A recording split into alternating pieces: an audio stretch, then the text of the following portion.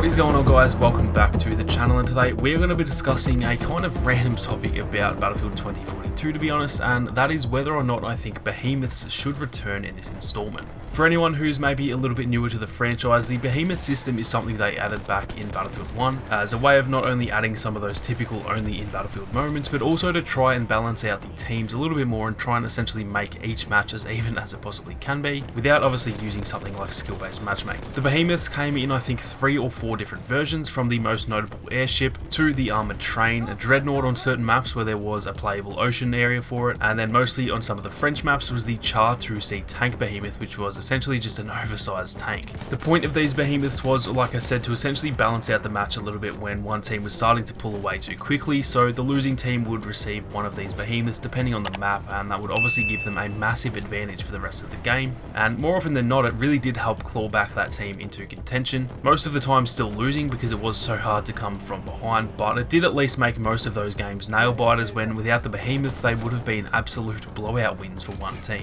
Not only did it help a lot with the balancing though, but they were also just absolute spectacles on the battlefield. I've been playing Battlefield 1 since launch and still to this day play it pretty regularly, and I still stop and stare each time the airship goes down or each time I see the Char 2C on rupture. They are in and of themselves only in Battlefield moments, and that was also a large reason why so many people loved them, aside from just the fact that they did obviously help balance the games out. Now, it was a fairly controversial topic in Battlefield 1, to be honest. It was one of those things that half of the community loved and half of the community seemed to hate, and while I personally did love the behemoths and it could arguably be one of my favourite implementations in any shooter that I've ever played, I do see why some people weren't a fan of them. If one team absolutely dominated at the start, playing the map perfectly and just all playing the objective and trying their best to win, then in a way that can come back to bite you in the end, because by about halfway through the game the enemy team just gets given a get out of jail free card, being able to easily take control of the second half of the match if they even have the slightest idea of how to use the behemoths to take control of objectives, because as you can imagine, the behemoths are overpowered as hell by design. Because of that, I can definitely see why people sometimes weren't a fan of them. It never really felt that way to me personally, but looking at it from that perspective, it is at least understandable. And so, like I said, they were often a little bit of a controversial, or I guess divided topic, as are so many things in the Battlefield franchise. Now, on the flip side of that though, going back to what I mentioned earlier, I personally thought the Behemoth system was one of the best things that DICE ever did with the Battlefield franchise, and I really wish they were never removed from Battlefield 5, as that game did often suffer from unbalanced teams, and I feel like that would have been a pretty decent fix for it, or a partial fix anyway. I feel like the behemoths always just added a bit of atmosphere to each game when they arrived, whether they were on your team or the other team. They kind of just set the tone for the rest of the game, seemingly raising the stakes and making that game feel a little bit more important and a bit more intense, not only because there's this huge deadly vehicle bearing down on the map, but also because, like I said, they generally did do the job of balancing out games a lot more, resulting in so many of those awesome finishes where you come back from behind to win, or you and your team just hold on to win after the enemy team pushes back. Those are the moments in any multiplayer game that give you such great memories of that game, squatting up with a bunch of mates and having an awesome come from behind win at the last minute, leaving everyone cheering and hyped in the party chat. Those are the memories that we all think of years down the line, and I think Battlefield 1 has as many of those moments for me as any game I've ever played, not only because of the behemoths, but they definitely did have a large part in a lot of those moments. Now anyway, getting to the point of whether or not I think they could have a place in Battlefield 2042, and my answer is a resounding yes. Personally, I don't think they will be there. In fact, I'm almost certain the Behemoth system won't be in the game, as they haven't mentioned or shown anything that would suggest that. But despite the fact that it's likely not happening, I would do anything to see this system return in Battlefield 2042.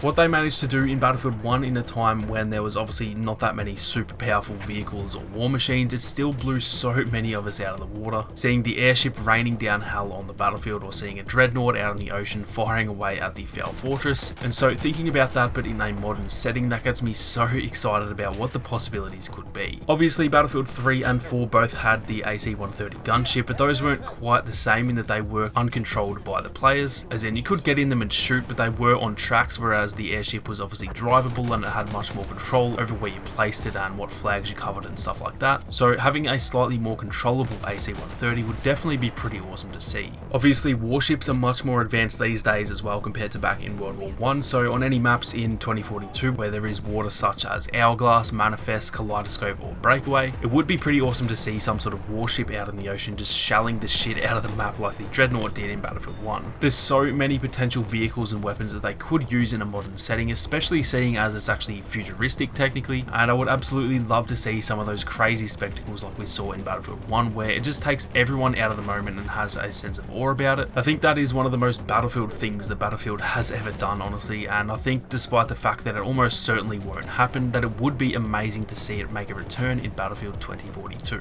Let me know down in the comments whether you guys agree or disagree about the Behemoths. I'd love to know whether you guys want to see them as well, and if you do, what would be some of your most wanted vehicles for them to use as Behemoths if we were to see them in the game. If you enjoyed the video, then be sure to leave a like down below, and if you are new, then consider subscribing to the channel with those notifications on. Thank you all very much for watching. You guys have a great day, and I'll see you all out there on the battlefield.